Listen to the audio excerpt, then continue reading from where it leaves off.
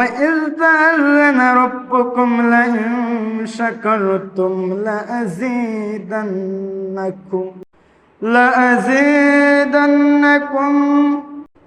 আল্লাহ পাক রব্বুল আলামিন নবী মুসা আলাইহিস সালাতু ওয়াস সালামকে উদ্দেশ্য করে বলেন, ও নবী মুসা আলাইহিস সালাতু ওয়াস সালাম, ওয়া ইয তাআযানা রাব্বুকুম, আল্লাহ পাক রব্বুল আলামিন তোমাকে যে নিয়ামত সমূহ দান করেছেন ওই নিয়ামতগুলোর কথা স্মরণ করো এবং নিয়ামতগুলোর শুকরিয়া আদায় করো। শুকরিয়া আদায় করলে কি হবে? আল্লাহ পাক রব্বুল আলামিন বলেন, লাইন শাকারতুম, যখন বান্দা আমার শুকর আদায় করবে, লাযীদান্নাকুম, তখন আমি তার নিয়ামত সমূহের আরো বেশি বেশি হইরা বাড়াইয়া দিন। ওয়ালাইন কাফারতুম, এবং যখন বান্দা শুকরিয়া আদায় করত না নিয়ামত পাইব। ওয়ালাইন কাফারতুম, যখন বান্দা নিয়ামত পাইয়া নিয়ামতরে অস্বীকার করব, ইন্না আযাবি লাশাদীদ। আল্লাহ রব্বুল আলামিন বলেন, বান্দা যখন নিয়ামত পাইয়া নিয়ামতের শুকর আদায় করত না, তখন আমি আল্লাহ রব্বুল আলামিন ইন্না আযাবি লাশাদীদ, তখন আল্লাহ রব্বুল আলামিন ওই বান্দা উপরে শুকর আদায় না করার কারণে গজবের মধ্যে পতিত করবা, গজব দিবা। যেইভাবে হযরত মুসা আলাইহিস সালাতু ওয়াস সালামের উম্মত বনী ইসরাঈলকে আল্লাহ পাক রব্বুল আলামিন শাস্তি দিয়েছিলেন, যখন আল্লাহ পাক রব্বুল আলামিন বনী ইসরাঈলের মানুষগুলোরে বলেছিলেন, হিত্তাতুন নাগফির লাকুম, তোমরা ওই শহরের মধ্যে প্রবেশ করো, আমি আল্লাহ পাক রব্বুল আলামিনের কাছে মাফ চাও, মাথা নত করো, এবং ওই শহরের মধ্যে প্রবেশ করে জালিম যারা আছে তাদের সাথে যুদ্ধ করো। তোমরা ওই দিনগুলোর কথা স্মরণ করো, যেই দিনগুলোতে আল্লাহ পাক রব্বুল আলামিন তোমাদেরকে ফেরাউনের হাত থেকে রক্ষা করেছেন। ওই দিনগুলোর কথা স্মরণ করো, যেই দিনগুলোতে আল্লাহ পাক রব্বুল আলামিন তোমাদেরকে মান্না ওয়াসসালওয়া নামক খাবারগুলো দান করেছেন। কিন্তু বনী ইসরাঈলের লোকেরা আল্লাহ পাক রব্বুল আলামিনের শুকর আদায় করল না। এই কারণে আল্লাহ পাক রব্বুল আলামিন বনী ইসরাঈলের মানুষগুলোরে দুনিয়ার মধ্যে সবচেয়ে বেশি আযাব এবং গজবের মধ্যে পতিত করেছেন।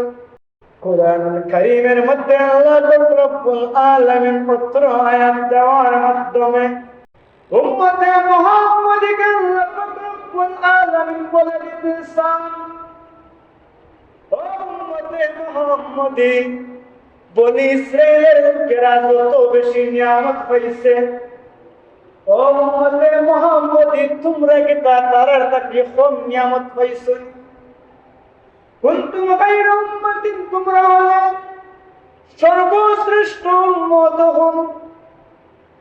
তোমরা সবচেয়ে বেশি নিয়ামত সমূহ পাইছো। অতএব উম্মতে মুহাম্মাদের উপর বেশি বেশি আল্লাহ পাক রব্বুল আলামিনের শুকর আদায় করা দরকার। এই কারণে আল্লাহ পাক রব্বুল আলামিন আমাদেরকে বনী ইসরাঈলের লোকেদের ঘটনাগুলো বর্ণনা করার মাধ্যমে বলতেছেন, লাইন শাকারতুম, যদি তোমরা শুকর আদায় করো, লাযীদান্নাকুম, তোমাদের নিয়ামত সমূহের আমি অনেক অনেক বেশি পরিমাণ বাড়াইয়া দেব। ওয়ালাইন কাফারতুম, আর যদি তোমরা নিয়ামতের শুকরিয়া আদায় করো না, ইন্না আযাবি লাশাদীদ, তাহলে তোমাদেরকে গজবের মধ্যে পতিত করা হইব। আল্লাহ পাক রব্বুল আলামিন আমাদেরকে এত বেশি এত বেশি রহমত এবং নিয়ামত দান করছেন। কিছু লোক একজন আল্লাহ ফরজগার বান্দার কাছে গেলাম, ইয়া হইলা গো আল্লাহর বান্দা, আপনি আমরারে পথ দেখাইয়া দেউকা,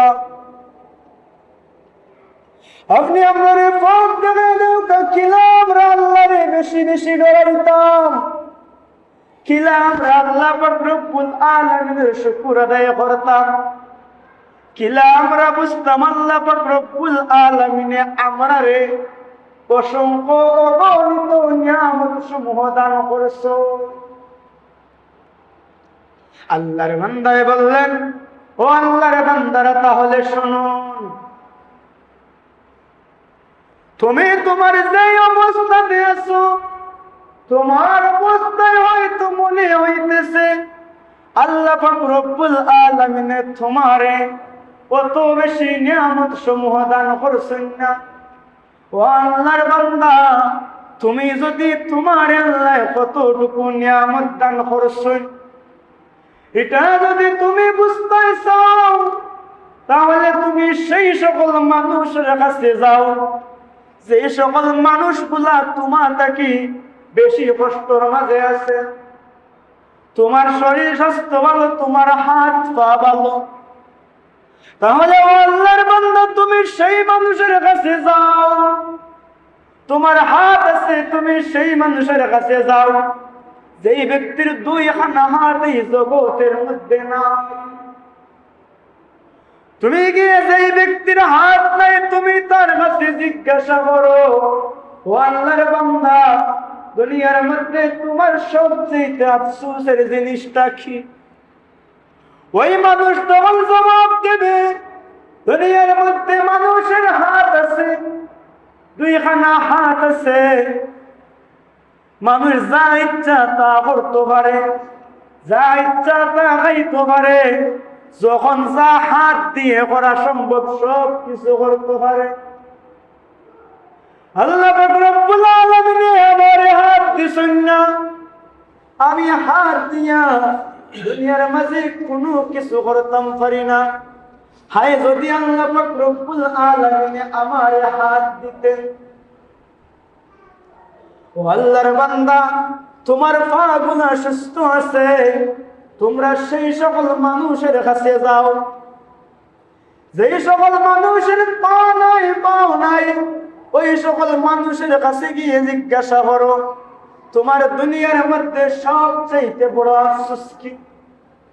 তাহলে ওই ব্যক্তি জবাব দেবে, ওই ব্যক্তিরা জবাব দেবে, দুনিয়ার মধ্যে পা দিয়া মানুষ কত জায়গার মধ্যে যায়, দাঁড়াই আল্লাহ পাক রব্বুল আলামিনের সিজদা করে নামাজ পড়ে, বাজারও যায়, হাটও যায়, ঘাটও যায়, মাঠও যায়। আমরা পা নাই, আমরা ওই সকল মানুষদের মতো আমরা কাজগুলা করতাম পারি না, দুনিয়াটারে উপভোগ আমরা করতাম পারি না। ওই কথাগুলা ওই সকল মানুষগুলোর কাছ থেকে শুনতে পারবে।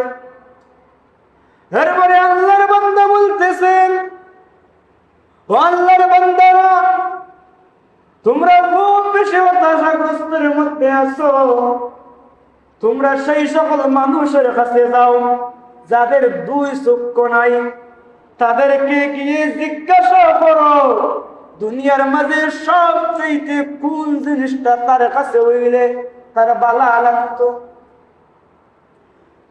তুমি যদি গিয়ে তাদের কাছে জিজ্ঞাসা করো যাদের চোখ নাই, তারা জবাব দেবে, আল্লাহ পাক রব্বুল আলামিন দুনিয়া বানাইছেন, জমিন বানাইছেন, আসমান বানাইছেন, চন্দ্র সূর্য গ্রহ নক্ষত্র আল্লাহ পাক রব্বুল আলামিন বানাইছেন।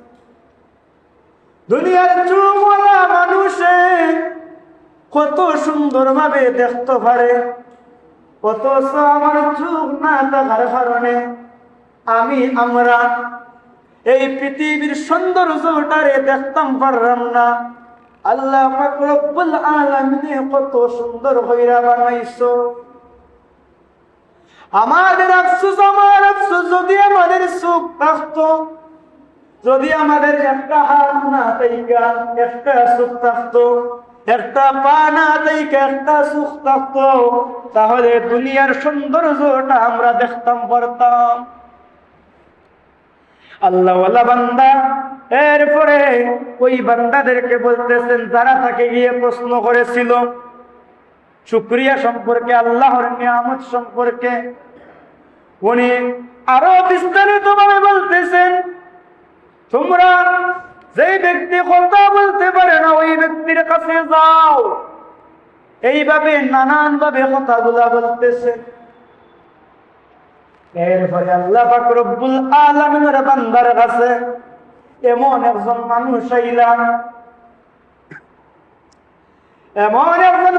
আইলা, যেই ব্যক্তির চোখ নাই, যেই ব্যক্তির হাতটা ঠিক মতো কাজ করে না, যেই ব্যক্তির পা গুলা ঠিক মতো কাজ করে না,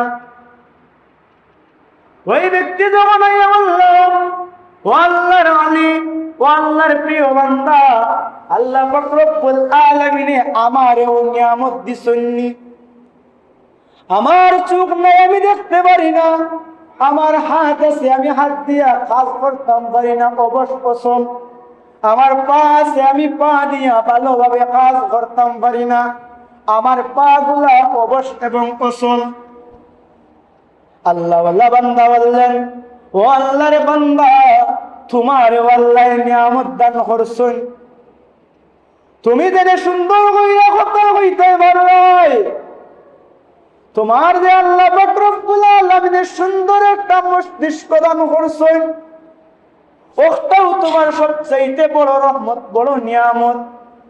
তুমি এটা সেই সময়টাতে বুঝবা, যেই সময়টাতে একজন পাগলের কাছে যাইবা।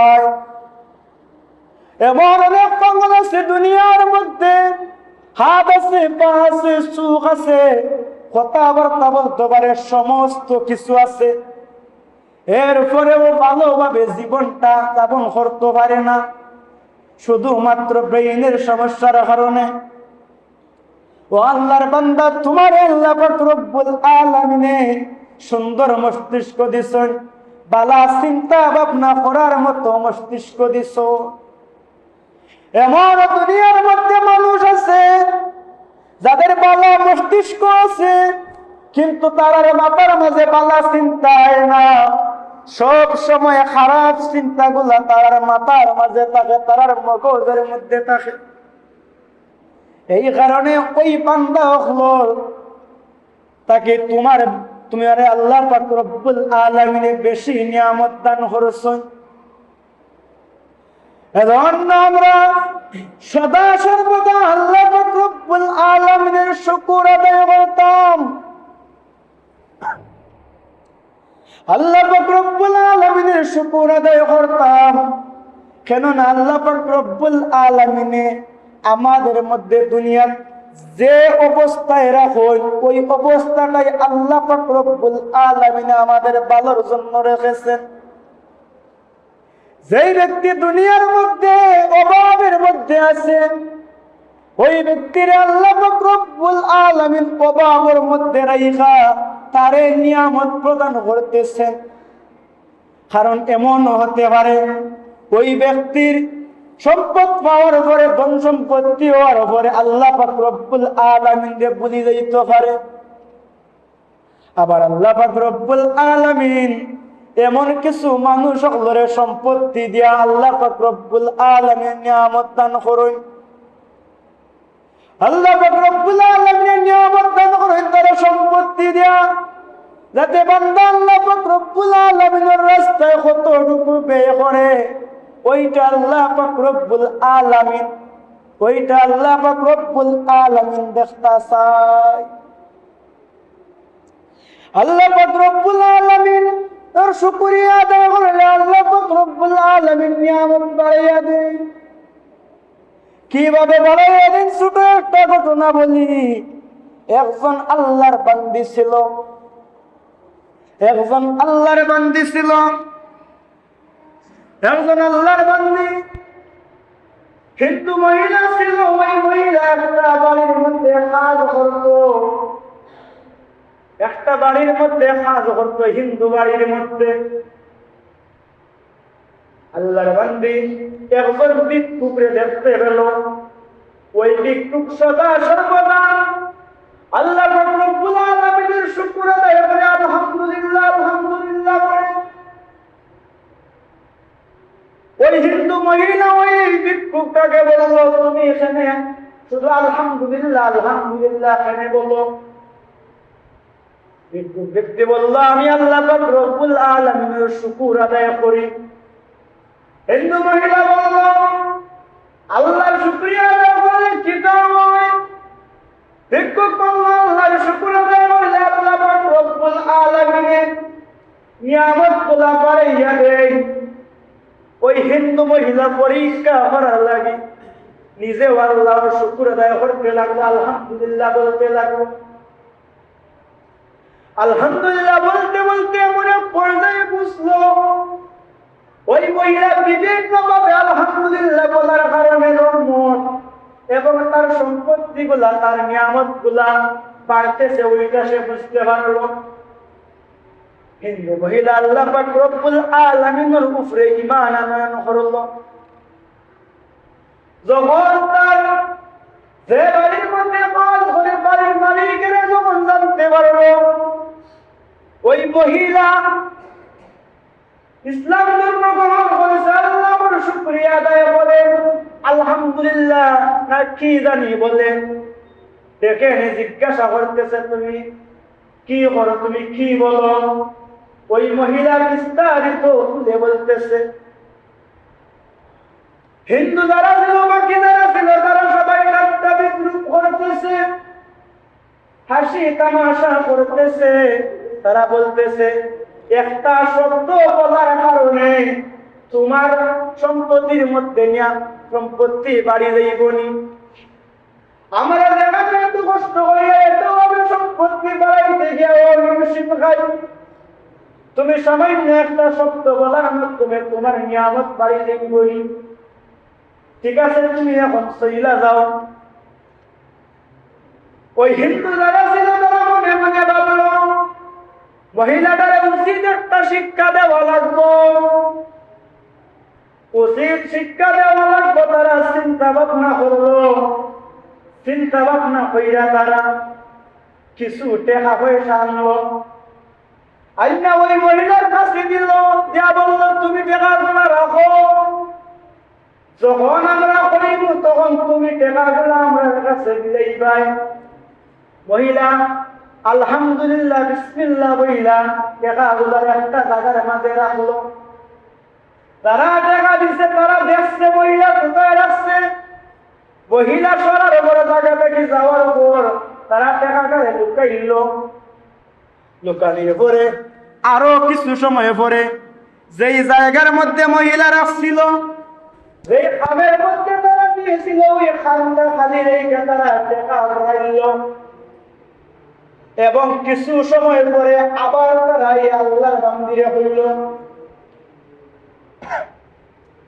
আল্লাহর মন্দিরে হইল, আমরা যে টাকাগুলো দিছিলাম ওইগুলা এখন তুমি আমার কাছে দেও, আমার কাছে দেও। ওই মহিলা আল্লাহর বান্দি বিসমিল্লাহ বলে আলহামদুলিল্লাহ বলে ওই টাকার খামটা আবার হাতে নিল। অন্যদিকে যারা বলতে তারা মনে মনে ওই আফসোস করতেছে আর বলতেছে, এই তো সময় যখন মহিলা খামটা বার হইয়া টাকা পাইত নয়, তখন যখন আমরা চাইব তখন তারে নিয়ে আমরা একটা বিদ্রুপ করবো, তারে আমরা কথা শুনাইব। কিন্তু যদি সে আগে আমরা কথা মানত তাহলে এই পরিস্থিতির মধ্যে সে এখন করল না। এইভাবে তারা চিন্তা ভাবনা করতেছে। আল্লাহর হুকুম, আল্লাহর বান্দি যখন বিসমিল্লাহ বলে খামটা হাতে দেওয়ার পর যখন তাদের কাছে খামটা দিব, তারা আমার খামটা আমরা নিব, ঠিক আছে, তুমি টাকা সরাইছো, তুমি নিজে টাকা বার করিয়া দেখাও। আল্লাহর বান্দি বিসমিল্লাহ বলে খামের ভিতরের মধ্যে হাত দিয়া টাকা বাইর করতেছে।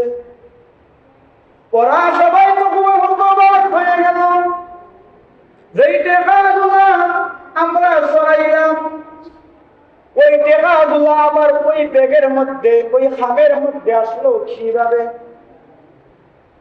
একমাত্র টাকাগুলো আসার কারণ গিয়া ওই আল্লাহর বান্দি আল্লাহ পাক রব্বুল আলামিন রে এত বেশি ডরাইছো, এত বেশি আল্লাহ পাক রব্বুল আলামিনের ডর এবং খুশি এবং হুজুরাইগা আল্লাহর পরিমাণ হচ্ছে, যার কারণে ওই আল্লাহর বান্দি কোন বিপদের মধ্যে পড়ো ওইটা আল্লাহ পাক রব্বুল আলামিন চান না। আমরা আল্লাহ পাক রব্বুল আলামিনের শুকর আদায় করি, আমরা অনেক চিন্তা ভাবনা করি আমি অত শুকর আল্লাহ আদায় করি, আমরা শুকর আদায় করা কি তা হয় নানি? অবশ্যই অবশ্যই আমরা শুকর আদায় করা হয়। হয়তো আমরা সাময়িকভাবে আমরা দেখতেছি না, কিন্তু আমরা শুকর আদায় করা আল্লাহ পাক রব্বুল আলামিনের কাছে কবুল হয়। এমন সময়গুলো আমরা যদি স্মরণ করি, দেখা যায় আমরা যখন আমাদের জিন্দেগানির স্মরণ করি, দেখা যায় এমন এমন বিপদ গুলা থাকি আমরা বাঁচিয়েছি। যেমন আমরা যখন আমরা জিন্দেগানির টুকাইমু, যার যতদিনের জিন্দেগানি আছে আপনি আমি যদি টুকাই তাহলে দেখতাম পারি যে হয়তো এমন বিপদের সম্মুখীন আমরা হয়েছি, অল্পের জন্য আমরা বিপদের মধ্য থাকি বাঁচিয়েছি। যেমন আমি 2-3টা ঘটনা বলতে পারি। গত বছর একটা ঘটনার সাক্ষী আমি হয়েছি। অল্প সময়ের ব্যবধানে এমন একটা বিপদ থাকে আল্লাহ পাক রব্বুল আলামিনে আমারে বাঁচাইছেন। সামান্য 1 সেকেন্ড পরিমাণ যদি ভুল হয়ে যাইত, তাহলে আমি যেই সিএনজির মধ্যে ছিলাম, গাড়ির মধ্যে ছিলাম, ওই গাড়িটা উল্টিয়ে আর একটা গাড়ির নিচে পড়ে যাইত। এইভাবে আরো অসংখ্য ঘটনাগুলো আছে। আপনারাও যদি স্মরণ করেন আপনারা জিন্দেগানির এরকম অসংখ্য গণিত ঘটনাগুলা ভাইবা, হয়তো এমন ঘটনা ভাইবা আপনি যেই গাড়ি যাওয়ার দায়, যেই জায়গা যাওয়ার দায় আফসোস করছেন, দেখা গেছে পরবর্তীতে যারা গেছে তারা বিপদের মধ্যে পড়ছে, আপনি না যাওয়ার কারণে আপনি বিপদ থেকে রক্ষা হয়েছেন। এইভাবে আল্লাহ পাক রব্বুল আলামিন আমরা যে শুকর আদায় করি, ওই শুকর আদায় করার কারণে এক মুখায় না আরো মুখায় আল্লাহ পাক রব্বুল আলামিনে হয়তো আল্লাহ পাক রব্বুল আলামিনে আমাদের বিপদ থেকে বাঁচাই, অথবা আল্লাহ পাক রব্বুল আলামিনে আমরা আল্লাহ পাক রব্বুল আলামিনে ইবাদত বন্দেগী, এই যে আমরা মসজিদের মধ্যে আসছি, ওইটা আল্লাহ পাক রব্বুল আলামিনের নিয়ামত আদায় করার, শুকর আদায় করার, আল্লাহ পাক রব্বুল আলামিনের শুকর আদায় করার ফসল। কেননা আল্লাহ পাক রব্বুল আলামিনে যেই সকল বান্দাগুলোর দুয়ারে কবুল করেন, যেই সকল বান্দাগুলোর আল্লাহ পাক রব্বুল আলামিনে পছন্দ করেন, তারা যখন একটা ইবাদত করে তারারে আরেকটা ইবাদত করার সামর্থ্য দেন। তারা যখন এক সপ্তাহ শুক্রবারে নামাজ পড়ে আর সপ্তাহ শুক্রবারে নামাজ পড়ার সামর্থ্য দান করেন। যেহেতু আল্লাহ পাক রব্বুল আলামিনে গত শুক্রবারের নামাজ পড়ার পর আজকে জুমাবার দিন আবার আমাদেরকে মসজিদের মধ্যে আসার তৌফিক দান করছেন, তাহলে অবশ্যই অবশ্যই আল্লাহ পাক রব্বুল আলামিনে আমাদের শুকরিয়া, আমাদের দোয়ারে আল্লাহ পাক রব্বুল আলামিনে কবুল করছেন।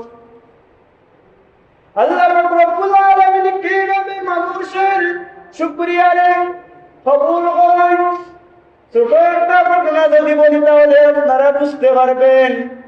একজন আল্লাহর বান্দা ছিল, একজন আল্লাহর বান্দা ছিল, সে তার রাজ্যের দরবারের মধ্যে কাজ করত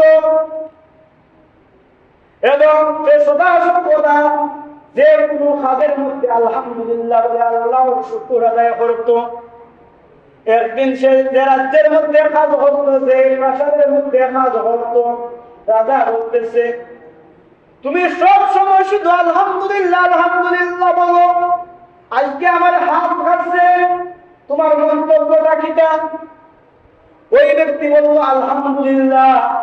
রাজার তো এবার মাথা ভিজে গেছে, আমার হাত কাটছে, সে দুঃখ প্রকাশ করতো, সে বলে আলহামদুলিল্লাহ। সে আরো শুকরিয়া আদায় করে আমার হাত কাটছে। এই বলে সে ওই ব্যক্তিরে বলল তোমার যে কোনো কাজ যখন করে তুমি সবসময় শুকরিয়া আদায় করনি, তাহলে তোমারে আমি আজ থেকে তোমারে আমি জেল বাটাইয়া দিলাম। তুমি যতদিন বাঁচবাই জেলের মাঝে থাকবাই। ওই আল্লাহর বান্দা বলল আলহামদুলিল্লাহ। এরপরে ওই আল্লাহর বান্দা জেলের মধ্যে চলে গেল এবং রাজা শিকারের জন্য বাইরে হলো একটা জায়গার মধ্যে যাওয়ার জন্য। অন্যান্য সময়টাতে যেই ব্যক্তির জেলের মধ্যে প্রবেশ করাইছ ওই ব্যক্তির লইয়া সব সময় বারোইটা, কিন্তু ওই ব্যক্তি না থাকার কারণে তাই ওর অন্যান্য মানুষ যারা আছে তারা লইয়া রওনা দিচ্ছ। যাইতে যাইতে বাদশা এমন একটা জায়গার মধ্যে গেল, নিজের রাজ্যের সীমানা ধরইয়া এমন একটা জায়গার মধ্যে গেলা, গভীর জঙ্গলের মধ্যে গেলা, যেই জঙ্গলের মধ্যে সাধারণ দুনিয়ার শাসন চলে না। এখন পর্যন্ত পৃথিবীর এমন কিছু জায়গা আছে যেই জায়গার মধ্যে কোন দেশের শাসন চলে না। ওই জায়গার মধ্যে যারা পুত্র নিগোষ্ঠী মানুষ সকল আছে, ওই সকল মানুষগুলা তারা নিজেদের নিয়মে চলে।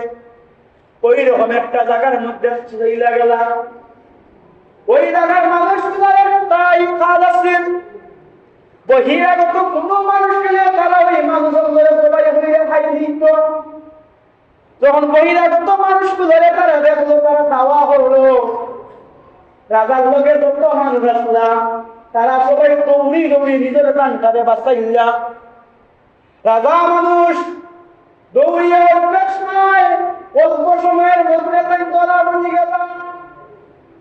ধরা পড়ার বাদে যখন ধরা পড়ে গেল রাজা, ধরা পড়ার বাদে ওই মানুষদের তারার কাছে লইয়া গেল। যখন তারা সবাই জবাই করার মন স্থির করল রাজারে, তখন সরকারে দেখতে পেল, যখন পরীক্ষা নিরীক্ষা করতেছে দেখতে পেল রাজার একটা আঙ্গুল খাজা, একটা আঙ্গুল নাই। তারার একটা নিয়ম আছে, তারা যেই মানুষের জবাই করব ওই মানুষের শরীরের মধ্যে কোথাও কোন ধরনের ত্রুটি থাকতে পারত নাই, সম্পূর্ণ সুস্থ মানুষ থাকতে হইব। কোন ধরনের ত্রুটি থাকা মানুষের তারা জবাই হইয়া খায় না।